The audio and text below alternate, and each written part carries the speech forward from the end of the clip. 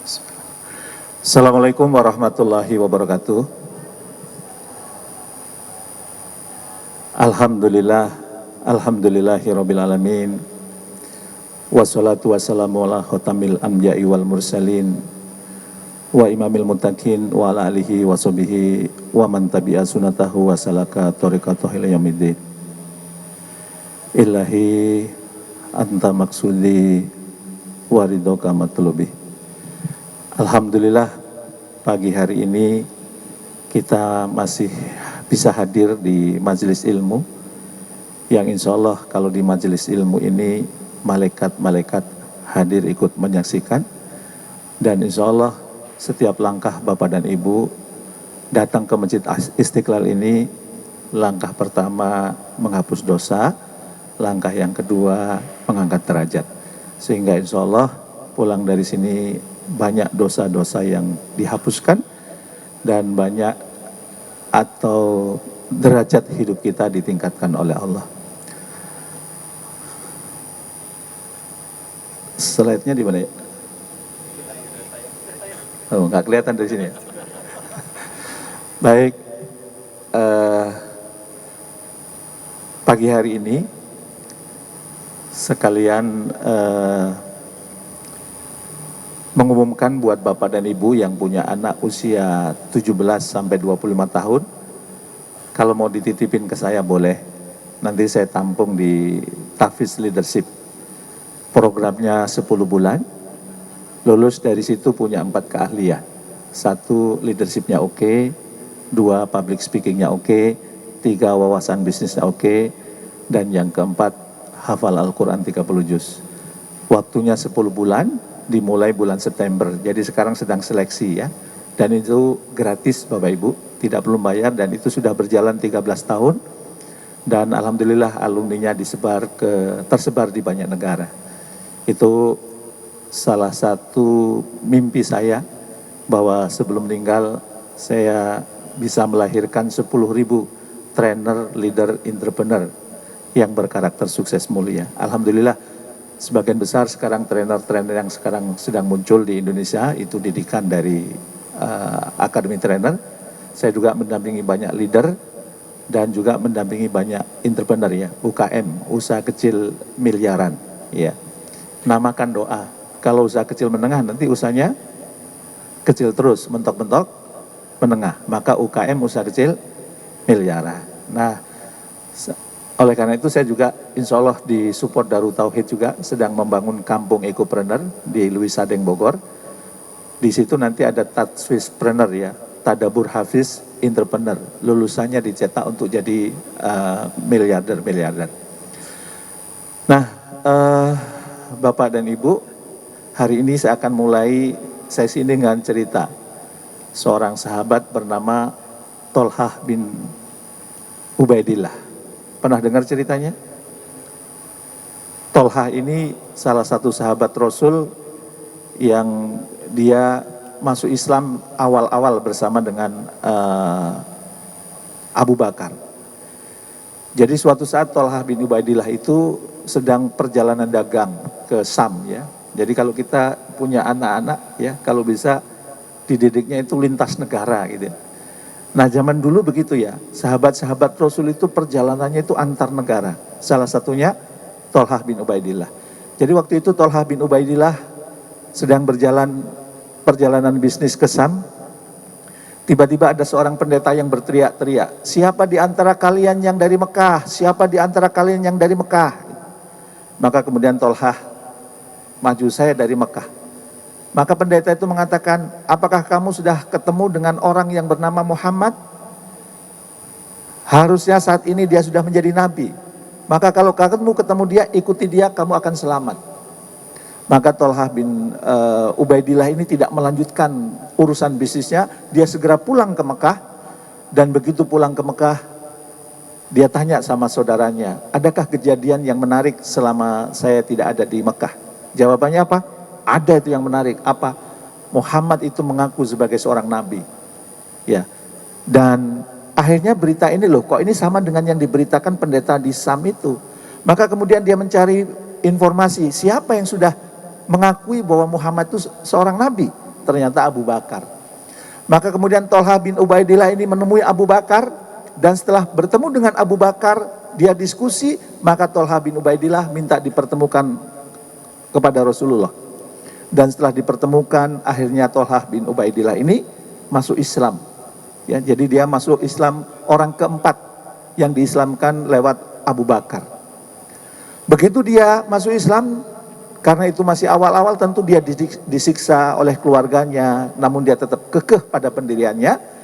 Dan Tolha bin Ubaidillah ini terus komitmen terhadap Islam, dan banyak julukan yang diberikan kepada dia. Salah satunya Tolha al-Khair. Kenapa? Karena Tolha ini hobinya berbuat kebaikan. Saya ingin ambil salah satu contoh kebaikannya. Jadi suatu malam dia itu gelisah, dan ketika gelisah istrinya nanya, kalau bahasa kita, "Mas, kenapa gelisah?" Jawabannya apa? "Iya, barang daganganku yang baru datang nih, untungnya banyak banget." "Emang berapa?" "Sekitar 700.000 dinar. 700.000 dirham. Itu kalau dirupiahkan sekitar 210 miliar. Besar ya. Nah, kenapa gelisah? Ya karena untungnya banyak banget gitu. Orang kalau untungnya banyak banget kan seneng ya. Ini gelisah. Apa jawaban istrinya? "Kenapa harus gelisah? Insya Allah besok pagi bangun, harta yang sekitar 210 miliar itu kita bagikan aja ke orang-orang."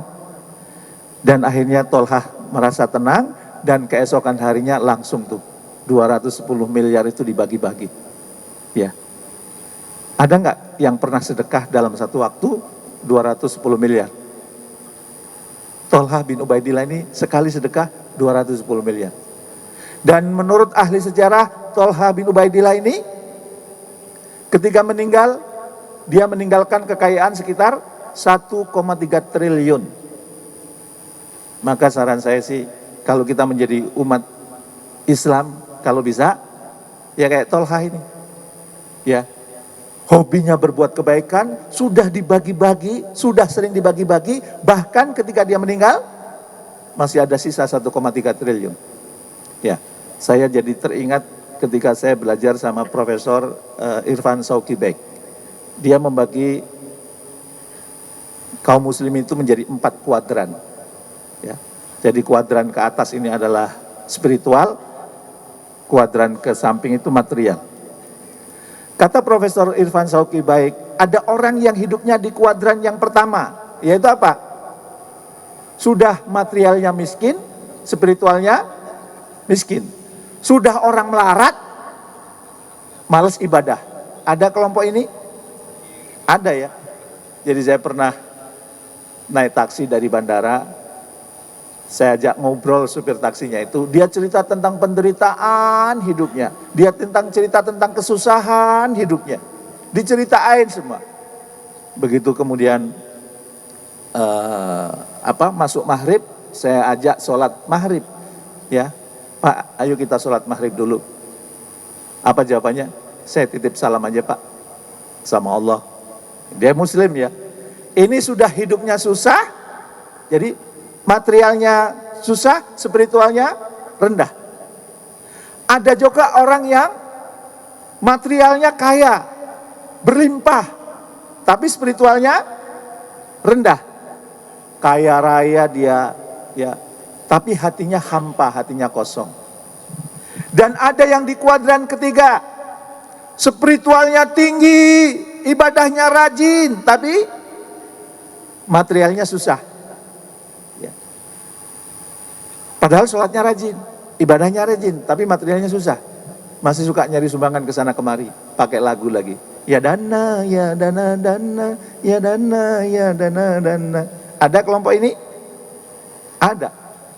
Dan ada kelompok yang keempat, dia kaya secara spiritual, kaya juga secara material.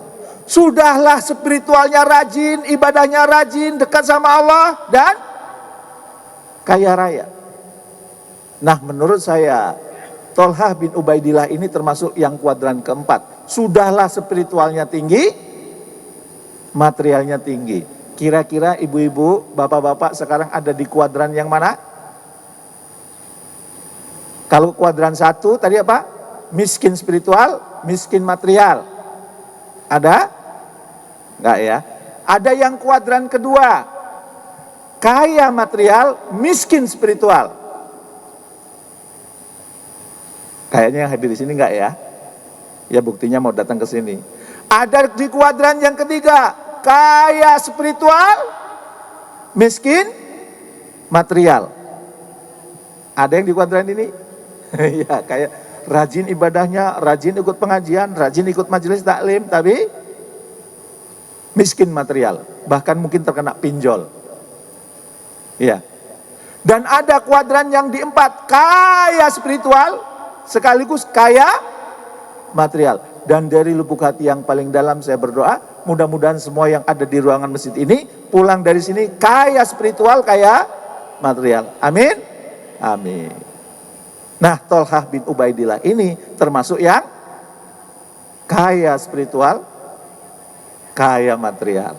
Kalau ingin lebih dalam gimana itu ukurannya, silahkan baca tulisannya Profesor Irfan Shawqi Beg. Kebetulan waktu dia orasi ilmiah saya hadir, ya, dan saya sangat berharap ya semua yang menyimak acara ini kaya spiritual, kaya material. Ya insya Allah dunianya selamat, akhiratnya selamat. Nah, bukan hanya itu, Tolhah bin Ubaidillah ini juga dijuluki sebagai syahid hidup.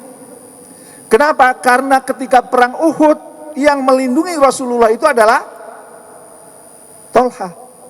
Mau kena pedang dilindungi sama Tolhah, ada panah dilindungi sama Tolhah. Ya. Bahkan untuk melindungi Rasulullah jarinya ini patah kena pedang. Secara normal harusnya dia sudah mati, harusnya dia sudah meninggal, tapi masih hidup. Bahkan setelah selesai perang Uhud diperiksa, ternyata ada 70 lebih bekas pedang, bekas panah, ada 70 lebih itu. Secara logika dia sudah mati, tapi masih hidup. Maka dia dijuluki syahid hidup. Ya, orang yang syahid tapi masih hidup. Nah, begitu hebatnya Tolhah ini, suatu saat dia bermimpi. Mimpinya aneh. Ya, mimpi orang soleh itu sumber inspirasi. Apa mimpinya? Tolhah itu bermimpi ada 2 orang yang masuk Islam di waktu yang sama, di hari yang sama. Setelah itu rajin ibadah, katakan A dan B. Ini mereka bersahabat kemudian masuk Islam. Dan ternyata dalam mimpinya itu si A ini meninggal ketika sedang berjihad di jalan Allah. Dan kita semua tahu orang yang meninggal jihad di jalan Allah itu syahid. Kalau syahid berarti masuk surga. Maka meninggal waktu berjihad di jalan Allah itu diimpikan oleh banyak orang. Dengan catatan nggak punya hutang ya. Ini jangan suka menyempelekan hutang. Ya. Kadang-kadang kalau kita minjemin duit pas mau nagih, lebih galakan mana? Galakan yang minjem. Malah saya punya pengalaman lucu, Bu. Ada orang pinjam sama saya 25 juta. Suatu saat dia WhatsApp, Pak Jamil, saya malu sama Pak Jamil.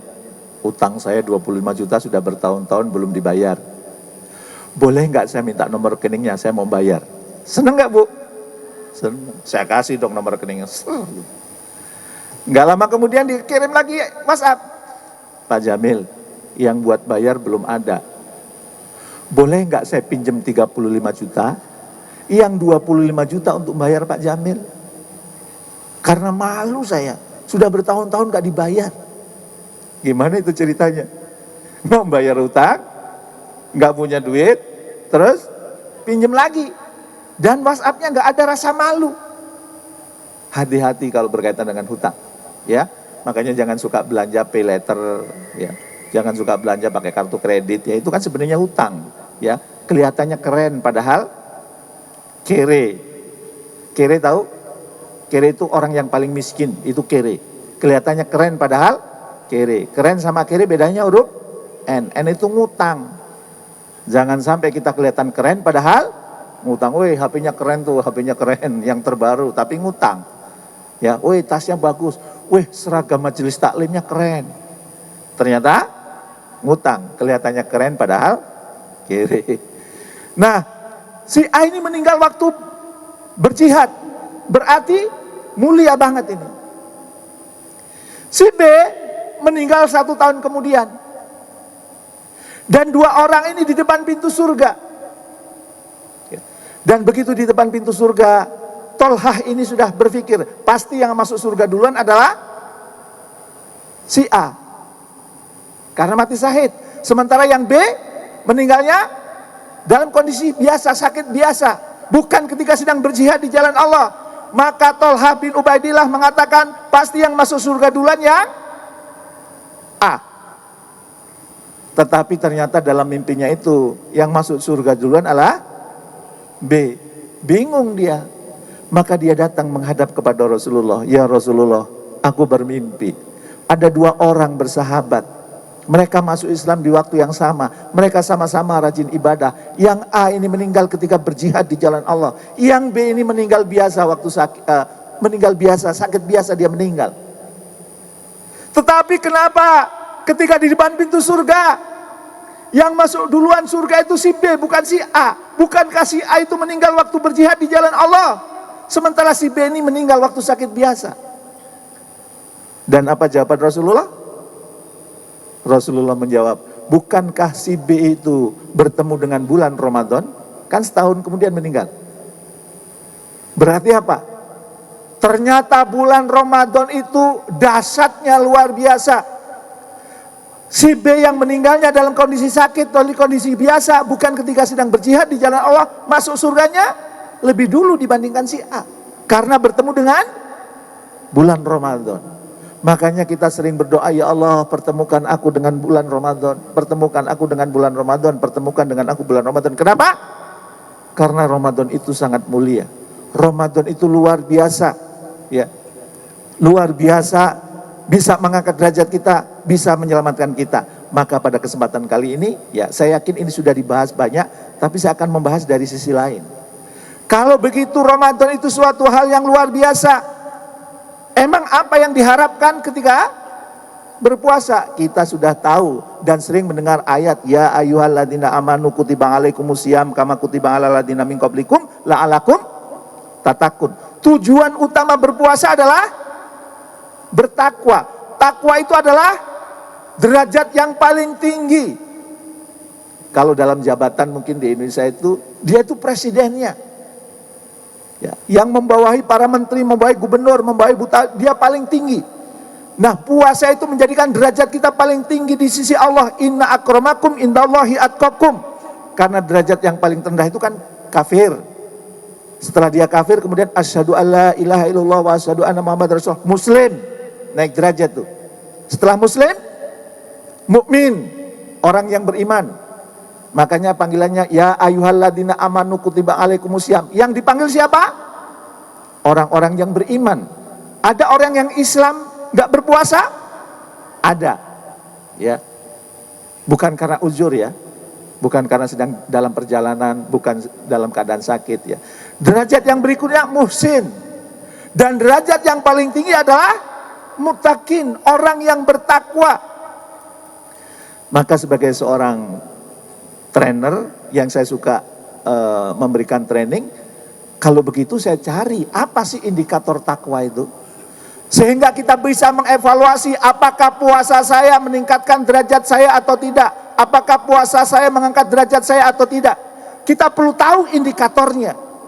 Dan ternyata kalau lihat kita indikatornya di Al-Quran, bertakwa itu ternyata indikatornya banyak. Tapi pada kesempatan kali ini saya hanya mengambil 3 saja. Bersegeralah kepada ampunan Tuhanmu, kepada surga yang luasnya seluas langit dan bumi, yang diperuntukkan buat orang-orang yang bertakwa. Dan di situ dijelaskan siapa orang yang bertakwa, alladzina yunfikuna fisaroi wadoroi, ya, yaitu orang yang berinfak baik di waktu lapang maupun sempit, wal kadhiminal ghaidha, orang yang mampu mengelola marah, wal afina aninas, dan orang yang mau memaafkan kesalahan orang lain.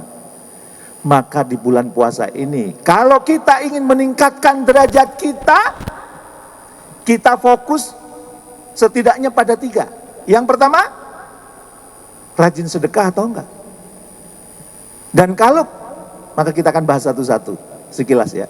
Bagaimana agar puasa kita itu membuat kita naik kelas, membuat kita bisa masuk surga lebih dulu dibandingkan orang yang meninggal setahun yang lalu, padahal dia imannya lebih kuat mungkin, amal solehnya lebih banyak, dan kita ketemu bulan Ramadan hari ini. Bagaimana agar kita puasa kita naik kelas? Yang pertama, ya, sedekah sebagai gaya hidup. Senang kalau bersedekah. Sedekah tidak menunggu kaya, tapi bersedekahlah maka kamu akan kaya. Ya, itu yang janji Allah. Kalau kita bersedekah kita akan kaya. Salah satu cara sedekah yang kemudian kita bahwa kita itu sudah menjadi gaya hidup apa? Kalau kita sedekah tidak merasa kehilangan. Tapi kalau masuk, ya Allah gede banget tadi ya, salah masuk kencelengnya, ya Allah. Harusnya kan bisa pulang mampir Tanah Abang, ini kok tadi masuknya ke, itu berarti belum menjadi gaya hidup.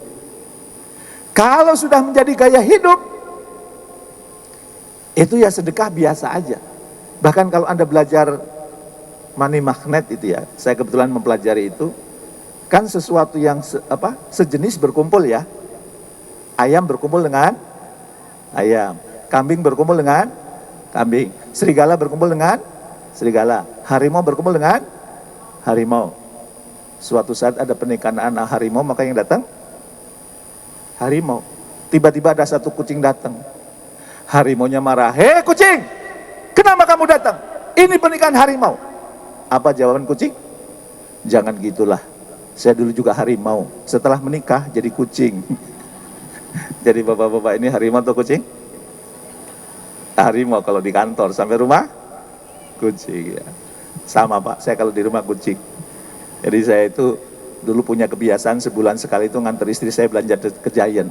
Sekarang Giant sudah tutup. Istri saya belanjanya online, tiap hari paket. "Ma, tiap hari kok belanja sih, Ma?" Apa jawaban istri saya? Mas Jamil, ingat prinsip keluarga kita workshop, suami yang work, istri yang shop. Nah, kalau istri sudah bilang gitu, saya bilang, "Ngeong," gitu ya. Iya. Dan saya tanya sama istri saya, "Ma, yang paling membuat mama bahagia itu apa sih?" "Gini Mas, kalau aku belanja itu ditemenin." Waktu itu ya, di Giant. Karena Mas Jamil gak suka belanja, Mas Jamil nemenin aku. Sampai Giant, Mas Jamil ngopi. Nanti setelah belanja selesai aku WhatsApp, "Mas, aku sudah selesai." Terus Mas Jamil kemudian berdiri di depan kasir dan Mas Jamil yang bayar. Itu kebahagiaan saya. Ibu juga bahagia gitu, Bu? Iya. Dan buat laki-laki, kalau membayar istri itu pahalanya gede ya. Karena sedekah terbaik itu kepada keluarga kan, pada istri. Makanya kalau istri saya minta duit, nggak pernah saya tunda-tunda. Itu sedekah terbaik. Ya. Tapi saya bukan termasuk orang yang ATM saya dipegang istri, enggak ya. Gaji saya dipegang istri, enggak, saya yang pegang. Istri saya enggak tahu berapa kekayaan saya. Ya. Tapi kalau dia minta, saya kasih. Yang laki-laki jangan sampai ya, ATM dikasih istri ini sih, pas mau ke Istiqlal, "Ma, minta duit ongkos." Itu harga diri kita jatuh gitu ya. Yang sejenis itu berkumpul kembali. Maka kalau kemudian kita sedekah uang ribuan itu ketemunya sama siapa? Sama ribuan. Karena yang sejenis berkumpul, ketika dia bertemu, ini yang sedekah di sini namanya Mas Tutus, itu MC-nya Mas Tutus. Mas Tutus itu orang baik loh, dari Surabaya datang jauh-jauh ke sini. Maka uang yang diomongin karena Mas Tutus baik, maka akhirnya apa? Uang yang ribuan ini mendatangi Mas Tutus. Tapi kalau Mas Tutus sedekahnya itu 100.000, ketemunya siapa? 100.000. Terus dibilang, Mas Tutus itu orangnya baik loh. Dari Surabaya datang ke sini jadi MC. Tadi malam nyampe ke sini. Sekarang jadi MC di sini ada kegiatan ini. Dia ngomongnya kepada siapa? Ratusan ribu.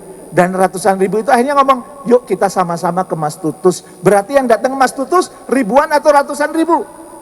Ratusan ribu. Berarti Bapak Ibu kalau mau kaya, sedekahnya ribuan atau ratusan ribu? Ratusan. Dulu saya kan macomblang juga. Saya sudah menjodohkan 32 pasangan. Sekarang sedang mencari mangsa yang ke-33. Ada yang mau dijodohin di sini? Prinsip nyari jodoh itu gampang ya. Jangan pernah cari yang beda keyakinan. Maksudnya apa? Anda yakin mau, yang sono yakin nggak mau. Nggak ketemu. Ya, salah satu orang yang saya jodohkan gini. Dia perempuan usianya sudah di atas 30 tahun. Mas, kok jodohku berat ya? Saya bilang, sedekah. Sedekahnya berapa? Ya tergantung, kamu suaminya mau ganteng atau biasa aja. Kalau suaminya biasa aja, 1000-an. Nanti kamu dapat suami panu kadas kurang. Terus, ya kalau kamu mau dapat suami, sedekahnya yang berhubungan dengan nikah. Apa? Ya misalnya cateringnya kamu yang jamin. Lu gede amat. Ya kalau nggak undangannya deh. Nggak lama kemudian ternyata ada di kantor dia itu yang mau menikah. Dia ingat pesan saya, wih kalau saya ingin dapat jodoh, sedekah nih yang berhubungan dengan nikah. Akhirnya dia ngomong sama temennya, boleh nggak kartu undanganmu aku yang buat. Berarti kartu undangan itu sedekahnya gede nggak? Besar itu. Begitu dia cerita ke saya, hah? Kamu sudah nyumbang kartu undangan? Iya, kan saya sebagai mat comblang, waduh, saya udah ngomong sama dia nih, kalau sedekah yang berhubungan dengan nikah, nanti kamu dapat jodoh. Kalau nggak dapat nggak enak nih. Akhirnya saya cari daftar mana yang belum nikah cowok-cowok. Akhirnya ketemu Pak, Ibu. Ada kenalan saya, laki-laki, usianya hampir 30 tahun, hampir 40 tahun, belum nikah. Saya telepon dong. Assalamualaikum Mas, Waalaikumsalam. Setelah ngobrol ke sana kemari, Mas sampean mau nikah enggak? Apa jawabannya? Mas Jamil, saya dulu pernah bersumpah, saya tidak akan pernah menikah kecuali ada wanita yang melamar saya. Ah ini kebetulan ada wanita yang naksir sampai-sampai ya. Siapa? Teman saya. Siapa? Itu yang itu. Kan pernah ketemu sampean. Dia mau sama saya. Ah, saya udah ngomong sama dia. Serius Mas? Serius. Akhirnya, ya Allah, sumpahku aku cabut. Hari ini ada yang melamar aku. Sampai mau, kalau sama itu saya mau Mas. Akhirnya saya ngomong sama perempuannya, kamu mau nggak nikah sama dia? Emang dia mau sama saya? Saya barusan nelpon dia. Singkat cerita, 3 bulan kemudian mereka menikah. 2 minggu setelah menikah, dua-duanya telepon saya, Mas Jamil, sebenarnya yang dulu naksir duluan siapa? Ah sudah terlanjur akad. Sekarang sudah punya anak, anaknya sudah berhasil, anak-anaknya ada di ITB, di perguruan tinggi yang lain. Sudah kadang. Ada teman saya yang dia niatnya sedekah itu menjadi lifestyle. Makanya apa? Dia nyumbang sana kemari, nyumbang sana kemari tiap bulan. Suatu saat dia berpikir, kalau saya meninggal siapa yang meneruskan kebiasaan ini? Maka kemudian dia pikir, ya Allah berikan aku petunjuk, setiap bulan aku akan nyumbang. Saya ingin buat perusahaan-perusahaan seperti apa yang kemungkinan ruginya kecil, yang aku bisa nyumbang dari hasil bisnis itu. Tolong berikan aku petunjuk ya Allah. Akhirnya Bapak Ibu, ternyata dikasih petunjuk sama Allah, bisnisnya kos-kosan. Kalau kos-koskan harga tanah naik terus, peluang ruginya kecil kata dia. Dan akhirnya dia beli kos-kosan di Jakarta. Ya, di Jakarta ini kalau kos-kosan dia 1 bulannya sekitar 3 juta 1 pintu. Dia juga membuat di Bandung. Kalau di Bandung 1 pintunya sekitar 2 juta. Dia juga membuat di Jogja 1 pintunya sekitar 1 juta. Dia juga membuat di Malang. Hasilnya digunakan untuk sedekah. Pertanyaannya Bapak Ibu, sekarang orang itu punya berapa pintu? Yang bisa jawab dapat hadiah dari saya.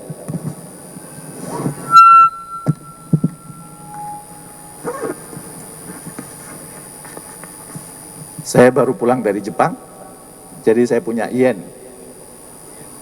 Yen ono duit deh. Saya kasih 10.000 yen.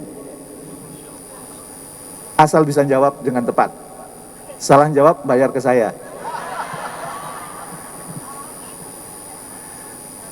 Satu pintu, kan di Bandung aja, Jakarta ada, Jogja ada, Malang ada, paling nggak itu udah 4 pintu. Laki-laki ini yang kebetulan juga sahabat saya, punya sekarang 856 pintu. Dia pikir kalau sudah gini aman, saya meninggal masih diterusin sedekahnya. Dari mana? Dari ruang kos-kosan. Kenapa kok rezekinya dilebarkan sama Allah? Karena dia sudah menjadikan sedekah itu sebagai gaya hidup. Enggak kemudian apa? Saya pernah ngundang financial planner ya ke rumah saya. Jadi keluarga saya kumpulin, istri saya kumpulin, anak saya kumpulin, mantu saya kumpulin, saya ngundang trainer. Tolong dong dijelasin bagaimana ngatur keuangan Islam. Financial planner ini namanya Mas Ghazali. Membukanya sudah makdek gitu. Banyak umat Islam yang keliru ketika dia mengelola keuangan. Apa? Begitu dia dapat uang, biasanya digunakan untuk apa? Untuk belanja ini, belanja ini, belanja ini, belanja ini. Kalau ada sisanya baru disedekahin. Makanya nggak kaya-kaya, karena sedekah dari yang sisa. Harusnya begitu kita dapat gaji, tunaikan hak Allah, sedekahkan dulu. Sisanya baru belanja-belanja. Sisanya baru untuk yang lain. Untuk apa? Ya untuk makan. Makan kebutuhan pokok? Iya, tapi kalau makan-makan? Enggak. Makan-makannya dikurangi. Nah kalau kayak gitu, sedekahnya menjadi satu prioritas, maka itu akan dipermudah jalannya sama Allah. Dan akhirnya saya praktekin, bener Bapak dan Ibu. Alhamdulillah setelah itu atas izin Allah rezeki saya itu lancar. Ya, karena saya dulu juga pernah punya hutang ya. Saya dulu pernah punya 11 perusahaan, bangkrut 12. Iya, ada teman saya yang tugasnya nyuplai ke perusahaan saya, dia tidak nyuplai ke perusahaan lain. Begitu perusahaan saya tutup, dia ikut tutup. Berarti punya 11 bangkrut 12. Saya jual rumah, saya jual mobil, saya jual tanah, hutang saya banyak gitu. Dan alhamdulillah ya, atas izin Allah ya, sekarang nggak ada lah ya. Nah, Allah sudah berjanji sedekah itu membuat naik kelas. Kenapa? Di dalam surat Al-Baqarah sudah dijelaskan, perumpamaan orang yang menafkahkan hartanya di jalan Allah adalah seperti sebutir biji yang menunjukkan 7 bulir, dan masing-masing 7 bulir itu ada 100, berarti 700 kali lipat. Maka ayo kita rajin sedekah ya.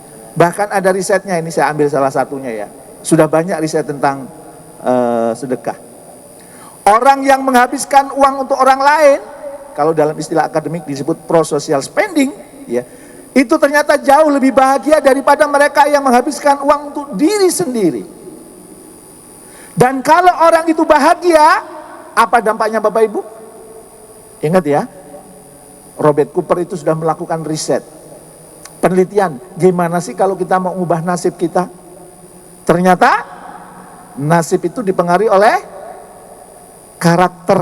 Karakter itu dipengaruhi oleh kebiasaan. Kebiasaan itu dipengaruhi oleh tindakan. Tindakan itu dipengaruhi oleh pikiran. Pikiran itu dipengaruhi oleh perasaan.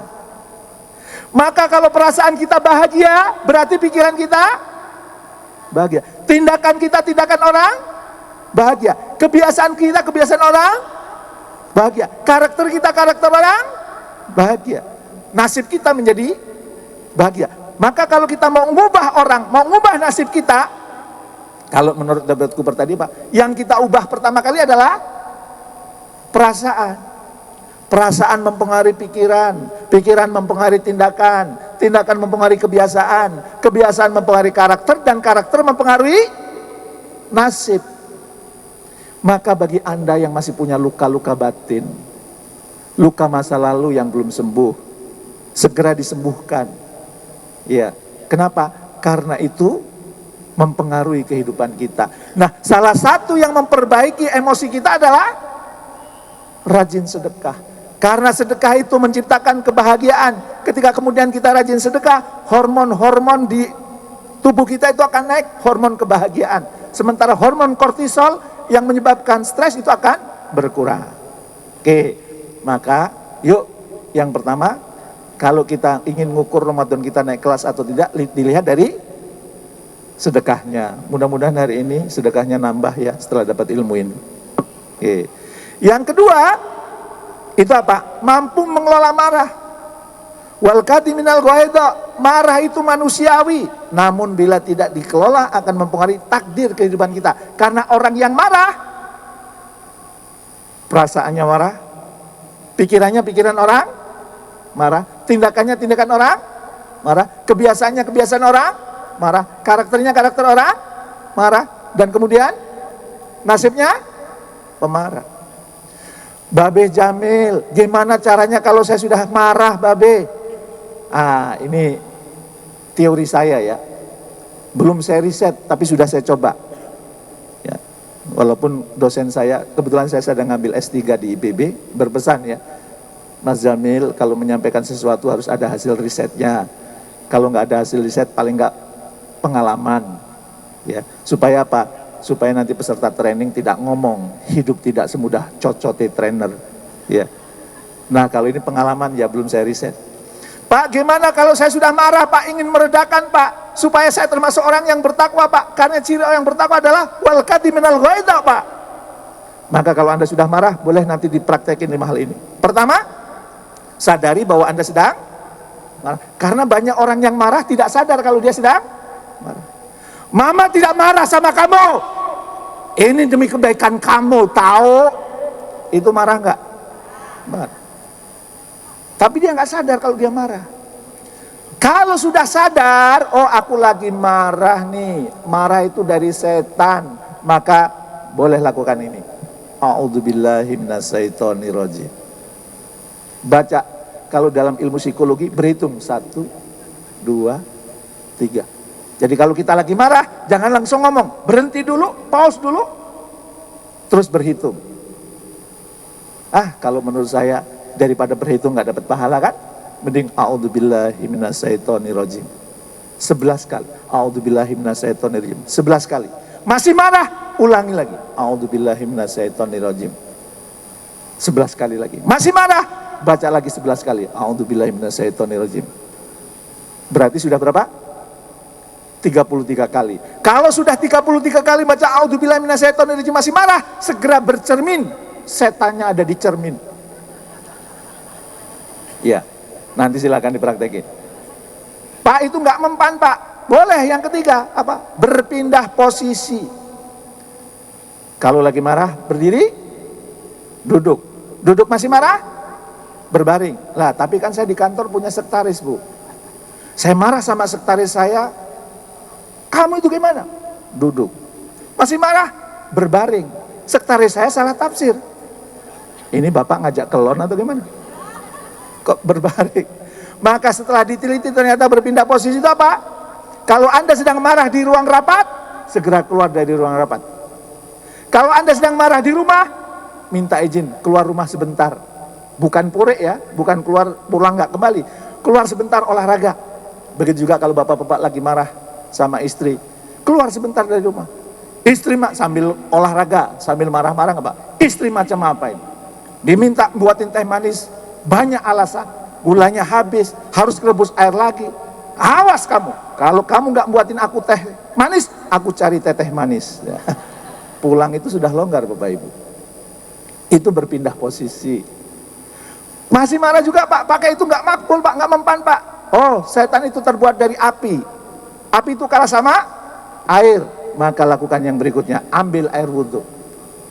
Saya kalau lagi ngobrol sama istri saya, tiba-tiba saya bilang, Ma izin ya, aku mau wudhu dulu. Istri saya tahu itu, Bapak lagi marah ini. Ya. Dan kalau kemudian ambil wudhu, kalau Anda sudah lakukan, a'udzubillahi minasyaitonirrajim, Anda sudah berpindah posisi, Anda ambil air wudhu, maka supaya marah itu menjadi sesuatu yang bagus, maka Anda kemudian reframing. Reframing itu apa? Apa hikmah dari kejadian ini? Apa manfaat dari kejadian ini? Apa kebaikan dari kejadian ini? Aku ambil manfaatnya, itu namanya reframing. Oke ya, bagi Anda yang sedang marah, jangan lupa pilih salah satu di antara 5 ini. Yang pertama apa? Sadari bahwa Anda sedang marah. Huruf pertamanya S. Yang kedua, amalkan ta'awudz. Huruf pertamanya A. Yang ketiga, berpindah posisi. Huruf pertamanya B. Yang keempat, ambil air wudhu. Huruf pertamanya. Yang kelima, reframing. Huruf pertamanya berarti sabar. Mohon maaf, tangan kanannya diangkat semua. Tangan kanannya. Tepukan sebelah kanannya. Ikuti kata-kata saya. Saudaraku, mulai hari ini, kalau lagi marah, ingat, sabar. Sadari bahwa kita sedang marah. Amalkan ta'awudz. Berpindah posisi. Ambil air wudhu. Reframing. Sabar ya saudaraku. Terima kasih. Kemudian yang terakhir, alladzina yunfikuna fisara'i wadhara'i wal kati minal ghaidha wal afina anin nas. Berarti apa? Kita senang memaafkan. Senang memaafkan. Karena kalau Anda sulit memaafkan, Anda punya apa? Ada 5 sumber penderitaan. Ada yang tahu? Saya sudah sering sampaikan di video saya. Ada 5 sumber penderitaan. Kalau Anda punya 1 di antara 5 ini, kemungkinan menderita. Yang pertama apa? Menyesali masa lalu. Aduh, salah milih suami. Pasti menderita itu, Bu. Yang bapak-bapak, aduh, salah milih istri. Menderita itu. Yang kedua, mengkhawatirkan masa depan. Aduh, ada perang Iran, Amerika, Israel, gimana masa depannya? Cadangan BBM kita ini tinggal 23 hari. Aduh, nanti BBM naik. Khawatir. Menderita Bapak Ibu. Yang ketiga, tidak terima kondisi saat ini. Ya Allah, aku datang ke sini untuk AA enggak ada. Yang ada malah Pak Jamil itu siapa itu Jamil itu siapa itu siapa. Menderita Anda. Yang keempat apa? Menyerahkan kebahagiaan kita pada mulut orang lain. Jadi butuh validasi, butuh dipuji orang. Ingat ya, orang bijak mengatakan berharap pada pujian manusia adalah patah hati yang disengaja. Atau Anda berharap dipuji, Anda berharap tepuk tangan. Ingat ya, nyamuk mati karena tepuk tangan. Hati nurani kita bisa mati kalau kita berharap tepuk tangan. Itu yang keempat. Yang kelima apa? Tidak mau memaafkan kesalahan orang lain. Jadi kalau ada orang bilang, hei, sampai 7 turunan gak gue maafin loh. Yang ngomong gitu dijamin hidupnya menderita. Ada 5 sumber penderitaan. Menyesali masa lalu, mengkhawatirkan masa depan, tidak terima kondisi saat ini, menyerahkan kebahagiaan kita pada mulut orang lain, dan yang keempat, kelima, tidak mau memaafkan kesalahan orang lain. Sampai 7 turunan gak gue maafin loh. Makanya bapak-bapak, kalau ada orang ngomong sama saya, Pak Jamil, sampai 7 turunan gak saya maafin. Saya bilang, saya turunan ke-8. Sudah hilang terahnya, ya, gitu. Nah, gimana Pak kalau saya mau memaafkan Pak? Itu mudah diucapkan Pak, tapi berat. Ini saya sudah buat. Pertama, kalau nanti Anda mau memaafkan, ada misalnya di sini ada orang yang tidak Anda belum memaafkan. Yang belum artinya belum memaafkan itu apa? Kalau ingat orang itu, Anda masih marah. Tapi kalau sudah nggak marah, berarti sudah memaafkan. Dulu saya melamar 7 wanita, ditolak Bapak Ibu. Dan saya yakin 7 wanita itu sekarang menyesal. Ya, salah satunya ketemu di bandara kan. Jamil ya, iya.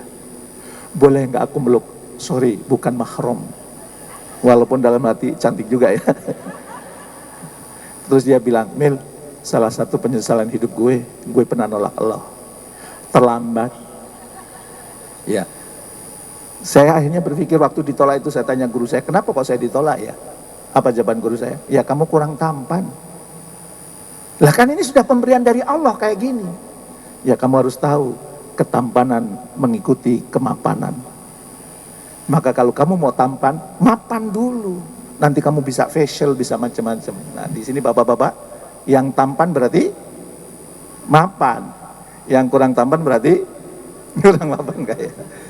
Nah sekarang kalau ada misalnya, saya jangan sebut nama itu, sakit, berarti belum memaafkan. Ya, gimana memaafkan? Ini dijawab pertanyaan ini. Pertama kenali, nanti duduk di rumah, kemudian Anda kenali apa peristiwa yang membuat Anda marah, siapa pelakunya. Kalau sudah, pertanyaan yang kedua, apa emosi-emosi yang muncul pada waktu itu? Oh yang waktu itu saya marah. Oke, kalau seandainya marah boleh ngomong, kira-kira marah ngomong apa? Apaan sih? Mengingatkan saya di depan banyak orang. Saya kan malu, saya kan tersinggung. Kalau seandainya aku boleh nempeleng, tak tempeleng kamu gitu. Kalau sudah 1, 2, 3, baru yang keempat, hikmah kejadian. Nah, kebanyakan orang ketika ada orang curhat, aku gini, langsung apa? Ambil hikmahnya. Nggak masuk Bapak Ibu. Kalau kita mau menasihati orang, yang nomor 1, nomor 2, nomor 3 itu perlu dikeluarkan dulu. Kalau kita sudah ketemu hikmahnya, baru kemudian ucapkan terima kasih. Oh si A, ternyata kejadian itu membuat banyak hikmah yang aku dapat, terima kasih. Nah yang terakhir baru maafkan. Itu urut Bapak Ibu. Nomor 1, nomor 2, nomor 3, 4, 5, 6. Nah kebanyakan kita kalau ada orang curhat langsung ke 4, 5, ya susah. Ya, karena orang yang sedang marah, sedang emosi, ibarat gelas tertutup, diisi air nggak masuk. Maka nanti silakan yang Anda belum memaafkan kepada orang lain, silahkan dipraktekkan yang 6 itu. Dan kalau masih belum paham, boleh nanti buka di channel YouTube saya, ada itu ya, bagaimana kita memaafkan orang lain. Kenapa? Karena kalau kita tidak memaafkan, kita itu menderita. Dan kemudian karena kita menderita mempengaruhi perasaan kita, perasaan mempengaruhi pikiran, pikiran mempengaruhi tindakan, tindakan mempengaruhi kebiasaan, kebiasaan mempengaruhi karakter, karakter mempengaruhi nasib. Maka sekali lagi, bagaimana agar kita naik kelas? Saya membahas dari 1 ayat surat Al-Imran tadi apa? Jadikan sedekah sebagai mumpung bulan Ramadan, ayo rajin sedekah. Ini kota amalnya pada lewat sedekahin. Kemudian apa? Latihan mengelola marah dan memaafkan kesalahan orang lain. Mudah-mudahan bermanfaat. Dan saya tutup dengan, jika Ramadan tidak membuat naik kelas, itu ibarat dirimu kerja keras namun tidak digaji di akhir bulan. Jangan sampai kita Ramadan hanya dapat lapar dan dahaga, tidak membuat kita naik kelas. Nah, bagaimana supaya kita naik kelas? Selain Anda tadarus diteruskan, tarawih tahajud diteruskan, maka 3 hal ini setidaknya lakukan. Jadikan sedekah sebagai gaya hidup. 2, kelola marah. 3, mudah memaafkan kesalahan orang lain. Bagi yang masih belum puas, nanti boleh setelah ini buka YouTube dan kemudian search Jamil Adzaini. Kalau sudah ketemu channelnya, jangan lupa subscribe dan tekan tombol lonceng. Ya, di situ insya Allah ada pembahasan tentang bagaimana kita memaafkan orang lain. Barangkali itu Mas Tutus. Ya.